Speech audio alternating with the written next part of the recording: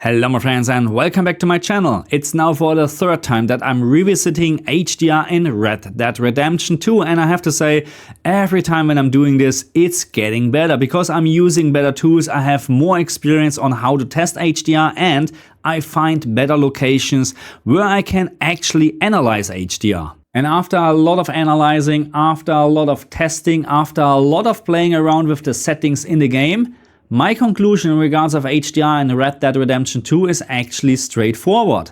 It is pretty awesome. And I know that my conclusion right now sounds different compared to my other two videos, but keep in mind that I'm using proper tools, I'm using different TVs now, and I have really much more experience on how to test and analyze HDR. And yes, I know that also there are some YouTube channels or people out there, they're still claiming that HDR in Red Dead Redemption 2 is broken or fake. Believe me, that's not even close the case.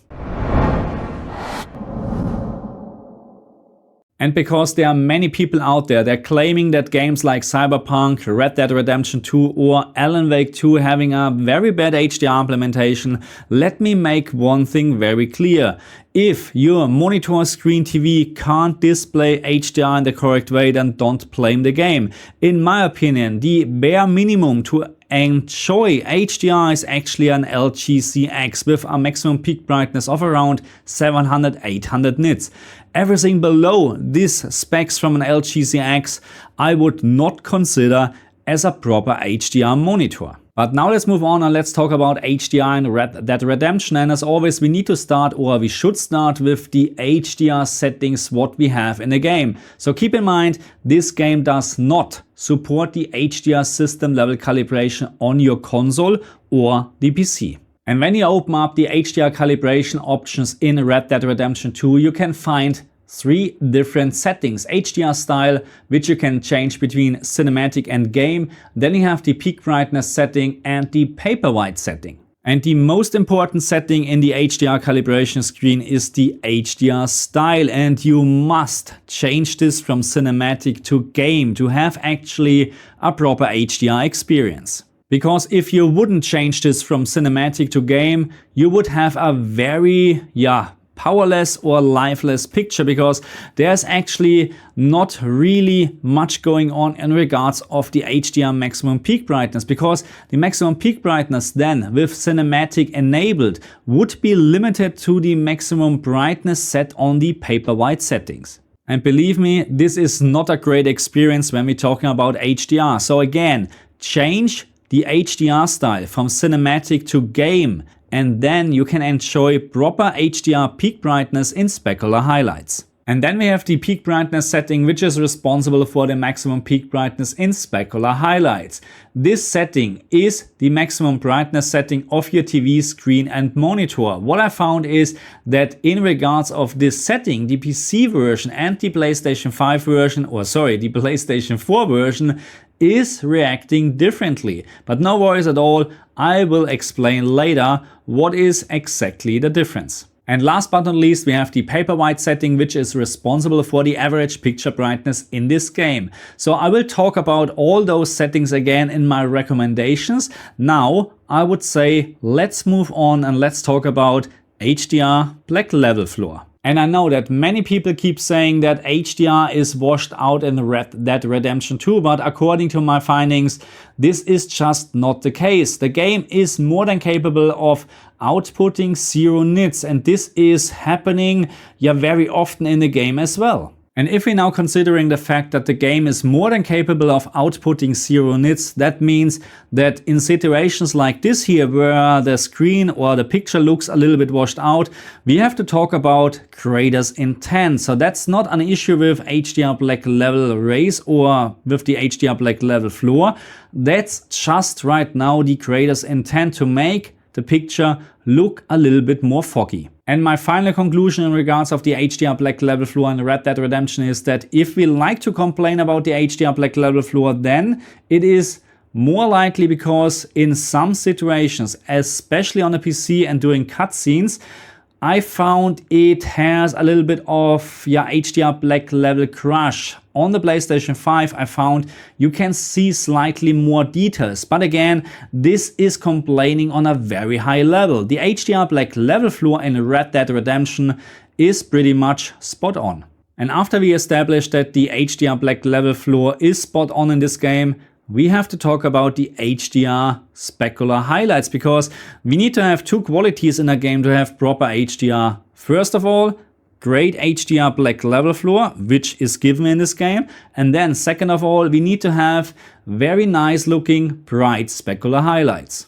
And I'm very happy to announce that in regards of the specular highlights, we have no issues in Red Dead Redemption 2. We have very bright specular highlights, and on top we have very detailed specular highlights, which is probably sometimes a little bit waste of time, because if you consider that you just can see those very fine details when you look very closely, it is actually astounding how much work Rockstar Games put into this game just for HDR specular highlights. Okay, so now we talked about the HDR black level floor, which is spot on. We talked about HDR specular highlights, which are also absolutely stunning in this game.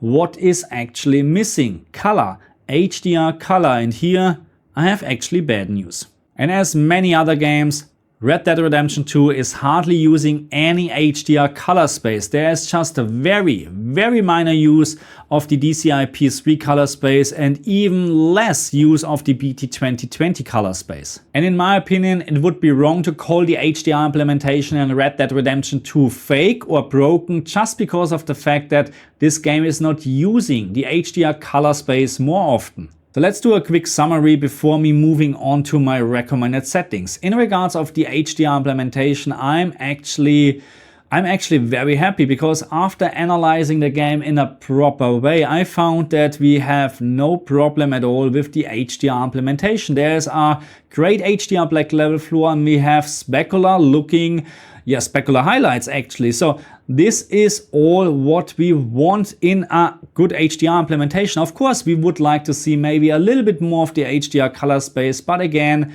this is not a must. Again, HDR implementation in Red Dead Redemption 2, pretty awesome. So now let's move on and let's talk about my recommended settings for Red Dead Redemption 2. And the most important setting what we have in the display option for the HDR settings is the HDR style. You must, and I like to repeat myself, you must change this from cinematic to game to have a proper HDR experience. The peak brightness setting is nothing else than the maximum peak brightness capability of your screen, monitor or TV. And now, and this is very important, it depends if you play the game on a PC or the console version, because there's a difference in terms of the setting of the maximum peak brightness. And what I found is that the PC version is actually spot on. That means if you have a monitor with a maximum peak brightness of around 1000 nits and you set this setting to 1000 nits, the maximum peak brightness output is around 1000 nits. But on the console, that's a different story. And what I found is that the console version is always slightly under tracking the maximum peak brightness in this game. And that means that, let's say you set the maximum peak brightness in the game to 1000 nits, the maximum peak brightness in specular highlights would be just around 800-900 nits. That's why my recommendation is, if you play the console version, always make sure that the maximum peak brightness is set 200 nits above the maximum peak brightness capability of your screen. So again, let's say you have a monitor with a maximum peak brightness capability of 1000 nits. Then the in-game setting in Red Dead Redemption should be 1200 nits for the console version. And last but not least, we have the Paperwhite setting, and this setting is also depending on the HDR tone mapping format what you're using on your TV. And if you like to play this game with HDHD or Dolby Vision enabled, then I would recommend a value around 200 to, let's say, maximum 300 nits, because at some point you will start seeing some clipping in specular highlights if you set this value too high. And if you like to use dynamic tone mapping on the LG OLED TVs or a similar tone mapping option on similar TVs, then give it a try and change the paper white setting to around 150. I would not recommend to go below 100 because at some point you will lose maximum peak brightness in specular highlights. And of course we have to talk about the fine-tuned dark area settings for the LG OLED TVs, but to be very honest, after testing, after analyzing this game, I'm not quite sure if I actually should recommend something. Because there is no issue at all with the HDR black level floor in this game, but there is some additional HDR black level rays as soon you use VRR or HDR. But this additional HDR black level rays is not coming from the game, and it is really just visible in my opinion when you play the game in a very dark room. So please keep this in mind if you like to use the FTDA settings. And if you like to play this game with HDRG or Dolby Vision enabled, then use a fine-tuned dark area setting of -4. And if you like to play this game with dynamic tone mapping on, then you should use the fine-tuned dark area setting with a setting of around -8, maximum -10. And if you like to know my personal recommendation, then I would say go ahead and play this game with HDRG enabled. So please keep in mind there is no native Dolby Vision support, but of course you can use Dolby Vision if this suits you better. I found dynamic tone mapping on is just overbrighten the picture, especially during the night, way too much. So what is my summary now? What is my conclusion in regards of the HDR implementation in Red Dead Redemption? And after testing this game with proper tools, thank you very much Lilium, and after testing this game with way more experience than before when I did the last video about this game, I have to say from a technical point of view, HDR in Red Dead Redemption 2 is pretty awesome. The problem with the HDR implementation in Red Dead Redemption is that there is not much to show in HDR because we are not talking about a cyberpunk game. We don't have neon lights or LED lights all over the place.